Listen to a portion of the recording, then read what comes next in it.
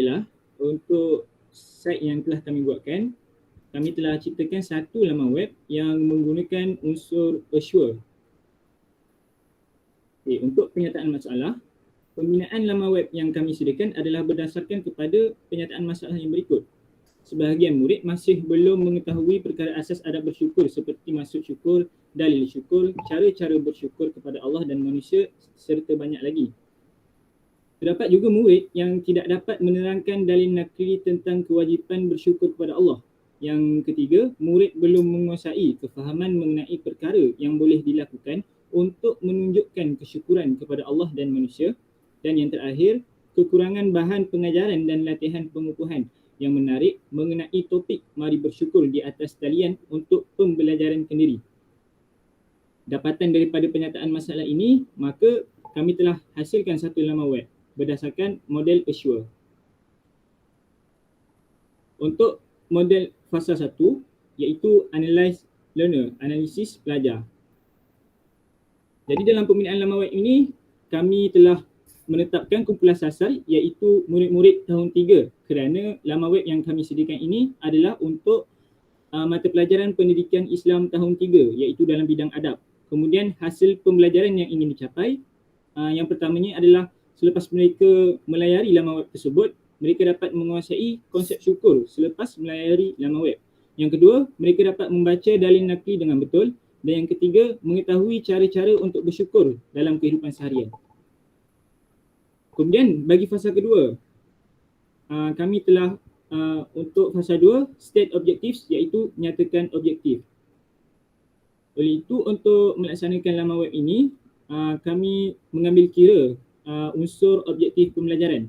Di akhir pembelajaran, murid-murid dapat yang pertama menyatakan pengertian dan konsep syukur dalam Islam dengan betul selepas melayari laman web.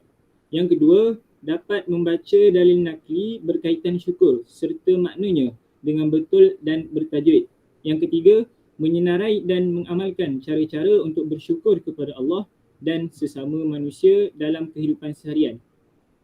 Jadi berdasarkan objektif ini dan analisis yang telah kami buat, kami berjaya hasilkan satu laman web.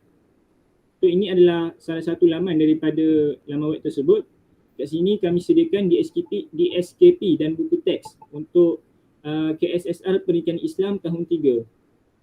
Jadi berdasarkan DSKP ini, kami telah menetapkan objektif di samping menganalisis pengguna yang akan menggunakan laman web tersebut. Seterusnya fasa ketiga, saya akan serahkan kepada Cik Ahmad Fakih.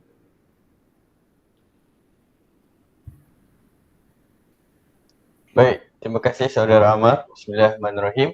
Fasa yang ketiga ialah select 3M ataupun select method, media and materials. Dalam bahasa Melayunya ialah pilih kaedah, media dan bahan.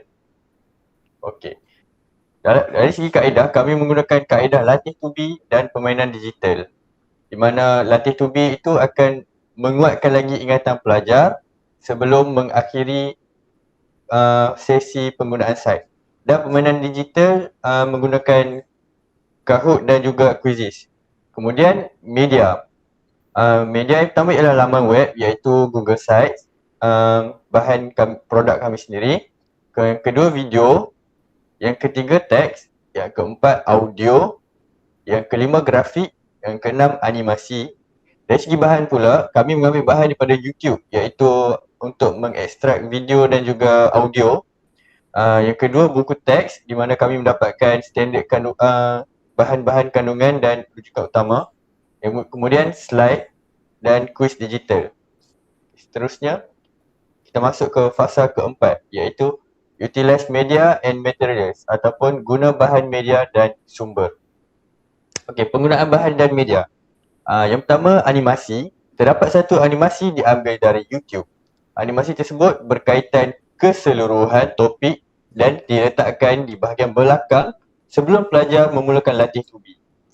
Tujuan kami letak sebelum latih tubi itu ialah bagi memberikan persediaan terakhir pelajar sebelum diuji. Yang kedua teks. Teks di mana ia menerangkan situasi berdasarkan gambar pada set induksi. Yang ketiga audio. audio nasyid lagu syukur oleh Raihan serta 2 audio bacaan dalil dimasukkan. Audio nasyid dan 2 audio bacaan dalil ni diambil daripada YouTube. Grafik. Beberapa keping gambar digunakan pada bahagian set induksi bagi menggambarkan serta memulakan kelas, di mana memulakan kelas dengan menggambarkan perasaan syukur pada pelajar. Dan seterusnya ialah kuis digital. Kami menggunakan Quizizz dan Kahoot sebagai bahagian latih cubi tadi. Dan kemudian buku teks, di mana buku teks ni menjadi sumber utama rujukan kandungan pembelajaran. Seterusnya, fasa yang kelima, require learner and participation ataupun pelibatan pelajar. Okey, dari segi pelibatan pelajar, kami ingin melibatkan pelajar dalam aktiviti nyanyian, iaitu dalam halaman pengertian dan konsep syukur. Murid dapat melibatkan dirinya melalui aktiviti nyanyian dengan lagu syukur daripada kumpulan Raihan. Seterusnya, kuis pengukuhan. Dalam halaman Jom Uji Minda, kami menyediakan 2 set soalan yang disediakan menggunakan platform Kahoot dan Quizizz. Hal ini bagi menguji kefahaman pelajar dalam tajuk Mari Bersyukur. Seterusnya, fasa ke-6 akan disambung oleh Muhammad Daniel Anas. Okay, terima kasih saudara Cik Ahmad Fakir dan Amar. Dalam fasa 6, kami evaluate dan revise iaitu penglibatan pelajar. Okey, yang pertama, laman web ini telah dibina bagi membantu pelajar-pelajar meningkatkan kefahaman mereka mengenai tajuk Mari Bersyukur, dan untuk pengetahuan seramai 30 orang pelajar telah menjadi sampel, dan pelajar-pelajar ini terdiri daripada pelajar SK Gopeng. Dan soalan yang disediakan berkonsepkan soalan pasca dan soalan pra. Terdapat 10 soalan yang telah dibina menggunakan platform Google Forms. Soalan-soalan tersebut adalah berkaitan isi kandungan yang terdapat dalam laman web yang telah dibina. Soalan-soalan berbentuk soalan aneka pilihan jawapan yang telah diaplikasikan dalam Google Form tersebut. Seterusnya, yang berikut merupakan antara 10 soalan yang kami sediakan dalam Google Forms. Seterusnya, ini kami analisis beberapa soalan yang kami dah buat bagi menampakkan lagi kita punya kemenjadian laman web yang kami bina itu. Berdasarkan dapatan ujian pra dan pasca pada soalan 3 yang kami sediakan dalam Google Form, terdapat perbezaan yang ketara terhadap kebolehan pelajar menentukan cara menunjukkan kesyukuran kepada manusia. Menerusi ujian pra, jumlah pelajar yang menjawab soalan tersebut dengan tidak tepat adalah seramai 23 orang pelajar. Kontradiksinya, hanya 1 orang sahaja pelajar yang menjawab soalan tersebut dengan jawapan yang tidak tepat. Perkara ini telah menunjukkan pengurangan sebanyak 22 orang pelajar.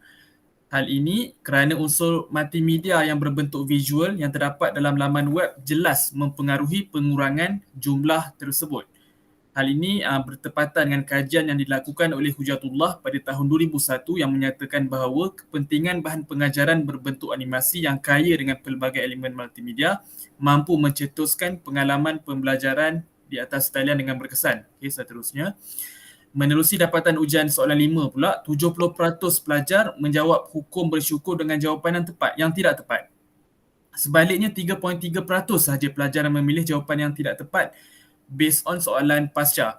Perkara ini jelas menunjukkan kemenjadian ataupun keberkesanan laman web yang kami bina ini jelas sangat membantu pelajar-pelajar itu sendiri memahami tajuk yang diajarkan. Dalam aspek guru pula, guru mampu mencapai objektif pengajaran mereka dengan berkesan. Seterusnya, yang ini merupakan antara halaman-halaman laman web kami. Kami ada halaman 1, 2, seterusnya 3, 4, 5, 6 dan 7, 8, 8. Semua sekali ada 8 halaman. Seterusnya, penutupnya pula, guru perlu mempertimbangkan penggunaan laman web bagi pengajaran abad ke-21 dalam meningkatkan kualiti pengajaran dan pembelajaran dalam bilik darjah. Penggunaan laman web ini adalah amat penting kepada guru agar dapat memudahkan proses penyampaian ilmu kepada murid-murid.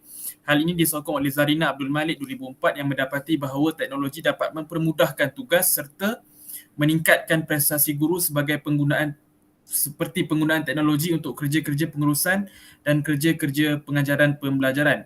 Oleh itu, sebagai seorang pendidik, kita perlu menggunakan ataupun mengaplikasikan laman web dalam pengajaran kita demi kemaslahatan pelajar-pelajar di kemudian hari.